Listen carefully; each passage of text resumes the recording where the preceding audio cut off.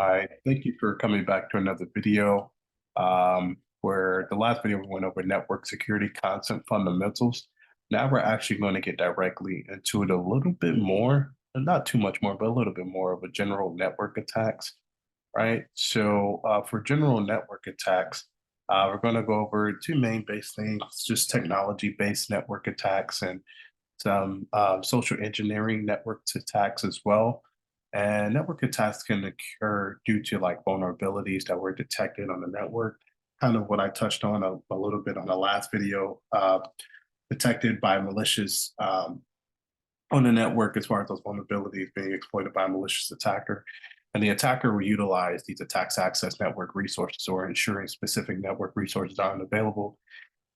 Usually, after gaining a legitimate access, the attacker usually does like malicious things, for example, data corruption or stealing sensitive data, right? And we're actually going to get a little bit into denial of service network attacks. So, a network attack or a denial of service network attack, rather, is when a network is used to render network resources inaccessible by an attacker, right? So, pretty much, it's flooded with uh, with packets. So um, let's just say, for instance, a parking lot, right? And there's a parking lot that has a certain amount of, at least for things to be viable for folks coming in and out. You have a certain amount of folks coming out, and you're still backed up at the entrance. You know, that's a terrible combination, right? Just rendering the parking lot inaccessible and not really usable at the moment, right?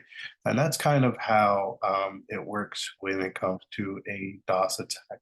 And there's also what's called a DDoS attack, which I touched on that in another video. But I'm just going to keep it at that at the moment. And right now, what I'm doing is showcasing a technology-based network attack, similar to the one I just mentioned.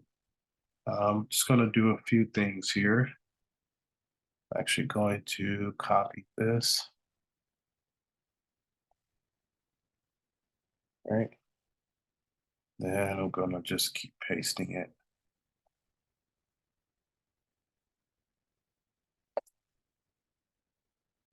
All right, so I copied and pasted this multiple times, right? And I'm actually going to exit out of here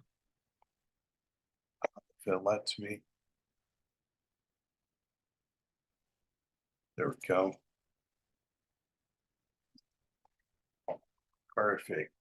All right, so now what I'm going to do is this guy here.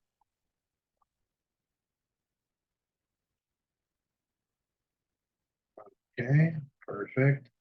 And then we're going to do some scanning.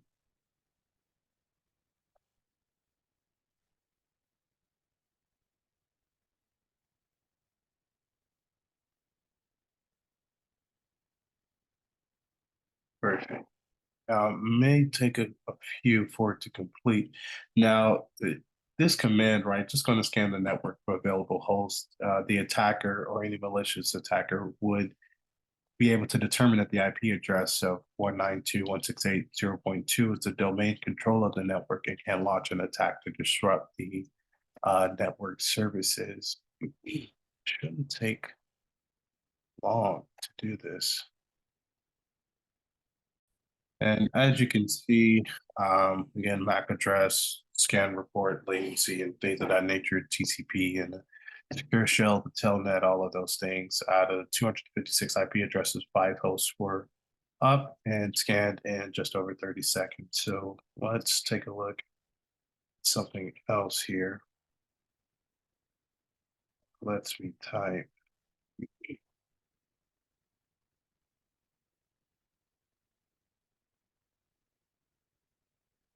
Okay, perfect. So now I'm executing the script with the identified IP address. It's going to send a flood of packets to the network's domain controller, and several other terminal windows can be opened to execute the script again to increase the number of packets being sent. So with that being said, I'll swivel over to DCO1 so we can actually take a look at the task manager. So we can take a look beyond the surface a bit to see what's going on.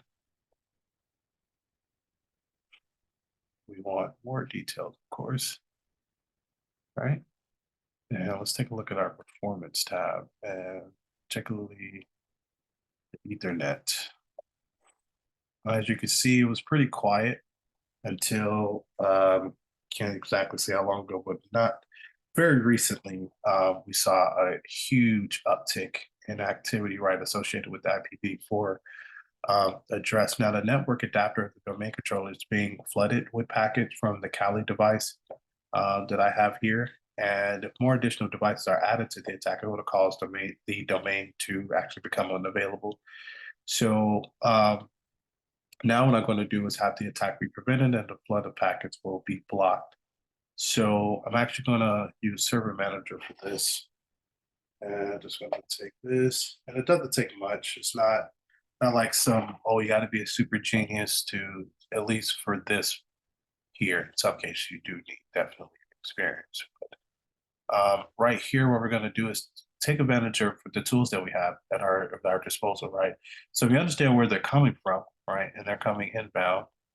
So just take a look at our properties here. We can actually just block the connection, right? Hit apply, right? And then we can open back up the task manager. And we'll see that it has slowed down. And we have a great dip there. And eventually it's just going to pretty much die off to be back to where it was to some extent, right? It's just going to take a little bit of time, but nonetheless, that's how that would work. Now, usually for move out of this now. Usually for another type of attack, right? That was technology based. You have password based network attacks as well. And the most common way, or one of the most common ways, right, is to breach a network security is compromise the user's account, right? So the user's account can be compromised by gaining the user's password and utilizing to gather credentials to access network resources, like a brute force attack, a dictionary password attacks, right? And an attacker can conduct brute force attacks after the account user details were harvested, for example, through social engineering, which I'll talk about in a second, right? So let's actually open up Notepad here, all right? Let's do root, and I'm actually going to save.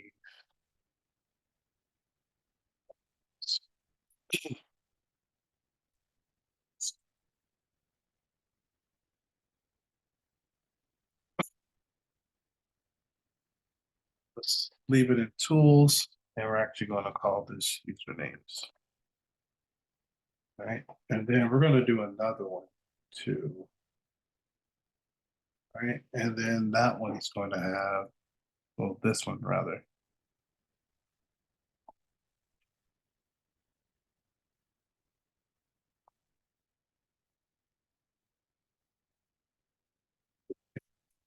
Perfect. And naturally, of course, we're going to save it in the same spot here. We're going to name this naturally password.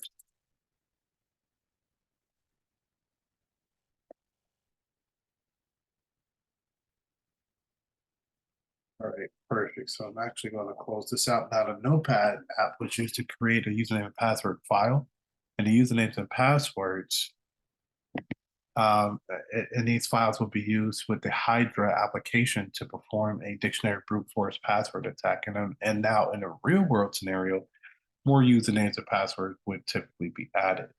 So I'm going to open up PowerShell here and do a few things.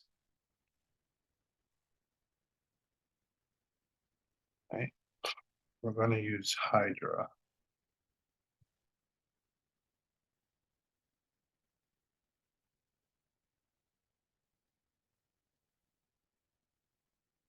All right, perfect. So now I'm going to do a bit more extensive usage of Hydra. Let's do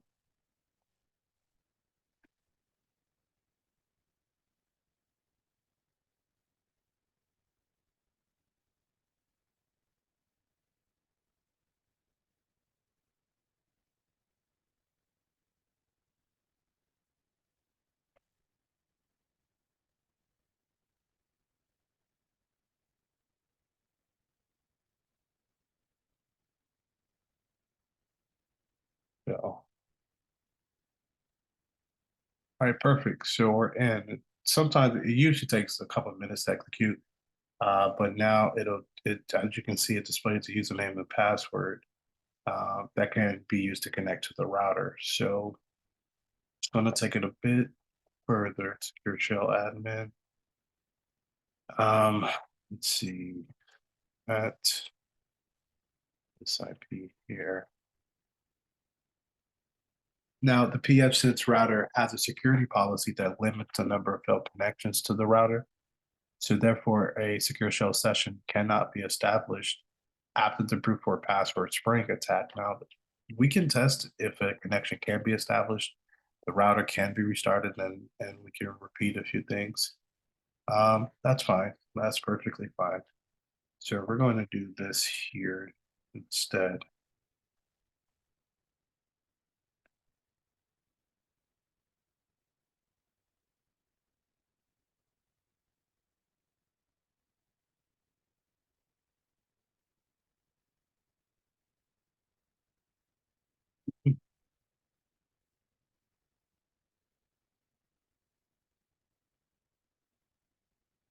Okay.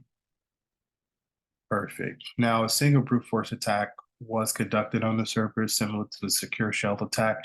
Usernames and passwords can be created and used in this attack. And from the results, it can be seen that the username and password can be used to connect to the device using an RDP connection, like you saw in my command.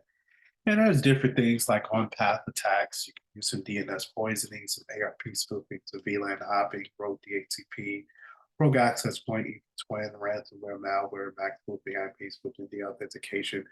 I mean, the gambit runs on and on, right? And then back to what I mentioned prior about compromising a user's account typically through social engineering. And we've actually seen this in a real world scenario with the casinos that were hacked in 2023, right? And which social engineering is just the art of manipulating and utilizing human behavior to conduct a security breach, right? So social engineering, the victim who's being used as a subject for a security breach does not realize they're being used. And users are considered to be the weakest link in the security chain, and they're typically easy to exploit. It can be done in various ways over the phone, in person, performing a task on a system. And social engineering can also be considered the base of mostly all types of passive information gathering techniques, right? And the outcomes can actually be devastating. With one user as a target in an organization, the attacker can perform a security breach of the entire network, and it's just a matter of getting inside using the information provided by the user, right? When you talk about various targets, it could be the receptionist, the IT help desk, the HR department, the top management. I mean, be a couple of different things. But nonetheless, this is the end of the video for general network attacks. We've done a few things. We went over technology-based network attacks. We actually illustrated that. We also talked about social engineering networks attacks.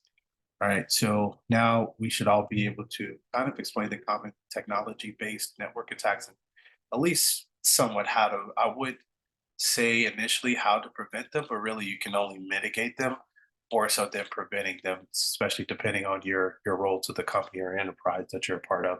But nonetheless, this was fun for our general network attacks. The next one's going to be even more fun with network services and protocols that we need to take a look at. I'll see you there. Stay curious, stay secure.